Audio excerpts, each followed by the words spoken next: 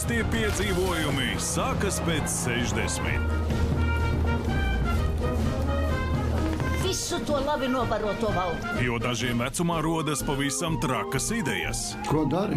Gaidu nāvi. Un tās tiek arī īstenotas. Kas par? Traki jautra spēļu filma Džimlai Rūdi Rallala. Sestdien 10:07 vakarā LTV 7.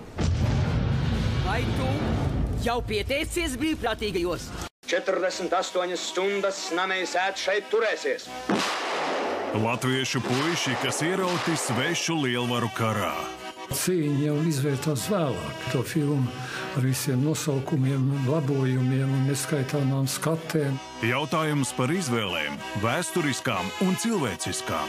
Cik ilgi var melot? Cik ilgi var slēpt kaut kādu patiesības, vai ne?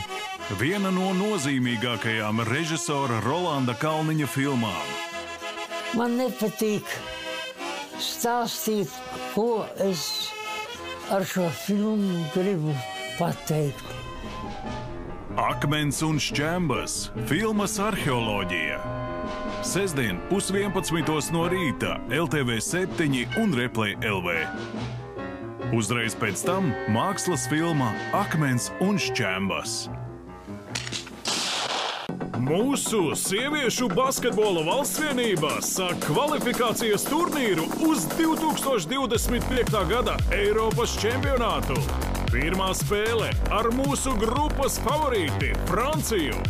Turklāt Francija spēlēs savā laukumā. Uzdevums nav viegls. Spēles tiešraidi skaties ceturtdien bez 25:10 vakarā LTV 7.